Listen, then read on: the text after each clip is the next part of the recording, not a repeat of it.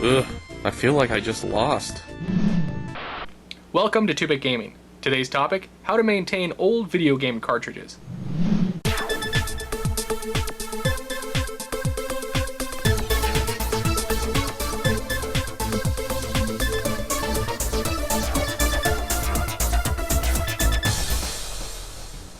If you've been gaming for a long time, chances are you still love to play the classics.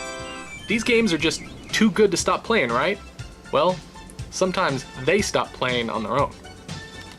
Game cartridges like those of the NES, Genesis, SNES, and so on all have the same fundamental flaw. Over time, the copper leads that connect with the system corrode due to exposure to oxygen and moisture in the air. Unless you keep your games in an airtight vacuum, there is no way to stop the corrosion from happening. You may be familiar with one of these old cleaning kits. Back in the day, these did a great job, and if you used them regularly, the games probably still play. However, if you didn't know about it, or buy a used game, the amount of buildup may be so bad even an official cleaning kit won't fix it. Sometimes you can get away with a cotton swab and rubbing alcohol. For the best way, I'll show you how to thoroughly clean your game cartridges so they'll play the first time, every time. For this maintenance job, you will need a towel or sheet to protect your games while working, rubbing alcohol, cotton swabs, various screwdrivers depending on the game cartridge, a can of compressed air, a white eraser. This is a white eraser dispenser. Don't use a pink eraser, it's too coarse. Make sure it's a soft white eraser. And a game that needs to be cleaned. Disclaimer: by performing these cleaning techniques, you risk accidentally damaging your games. I am not responsible for any damage you may inadvertently cause. I do not guarantee that this will fix your game, as there may be many causes as to why it won't play. Rubbing alcohol is poison, so keep it away from children and follow the label's usage instructions. By continuing to watch this tutorial, you agree to do this cleaning job at your own risk. Alright, I'm going to show you how to open several different kinds of games and then explain how to thoroughly clean them. Most game carts have screws of some kind on the back. Locate them and identify the type of screwdriver you will need. Let's start with an NES game. The goal here is to remove the game board from the outer case. Most NES games have 3 security screws. Remove them and the game case opens like a clamshell.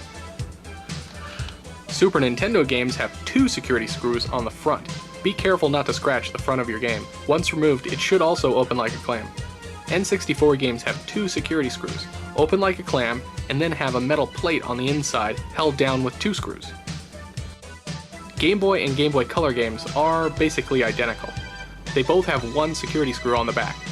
The case slides forward and then lifts right off. One of these days I'll show you how to replace the battery in the event that runs out of juice. Game Boy Advance games have 1 tri-wing screw. If you don't have a compatible screwdriver, I found that a small standard flathead will do the trick. Like the Game Boy game, the top slides forward and lifts off. Sega Master System games have 2 Phillips head screws. Remove them and the case comes right apart. Sega Genesis games have 2 security screws, a little bigger than the Nintendo ones. Like the Master System, it'll come apart easily. 32X games have 2 security screws. On a side note, if no games are working on your 32X, it's probably the 2 white ribbons on the inside of the unit needing to be reseated. It's a common problem. Sega Game Gear games are a little tricky. They only have 1 security screw, but you have to pry them open with a small screwdriver. Pull the 2 halves apart from the bottom and jam a tiny screwdriver about a centimeter from the side notch. It will disengage a catch and let you pull it apart. You may have to do this on both sides if it doesn't immediately open. Master System cards and TurboGrafx-16 cue cards don't need to be disassembled, so you can clean them anytime without any hassle. Now that your game cartridge is open, it's time to clean it. I'll demo a Nintendo cartridge, but the procedure is the same with any game. By handling only the edges, carefully remove the game board. Set it down and rub the white eraser back and forth across all the leads until each one is a bright copper color. You want them to be pretty shiny. If the game has leads on both sides, repeat until both sides are clean. Use the compressed air to blow away the eraser shavings and dust.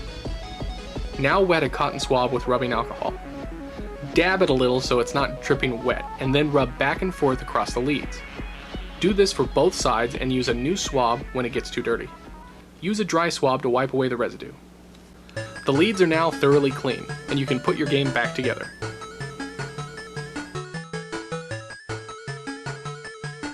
There you have it, clean and ready to play. It doesn't matter what system the game is for, this should do the trick. You'll still need to use a cleaning kit of some kind to clean the system itself. Now it's time for Kane's 2 Bits! 1. Thoroughly cleaning your games is the best way to keep them working for as long as possible. It's a little tedious if you have to do a lot of games, but I do recommend doing this to your entire collection and keeping them in a dry place to reduce corrosion. 2. When I was younger, if a game wouldn't play, I'd eject it, blow in it, and reinsert it. It usually got it working. I've since learned that I may have knocked loose a little dust, but reseating it was the main reason it would get the game running. Blowing on the metal leads only does one thing: deposits moisture from your breath and causes more corrosion. That's my 2 bits. If you know how to open up a game that I didn't show, Atari games are a real pain, then leave a comment or video response. As always, I'm your humble 2-bit gamer. Thanks for watching.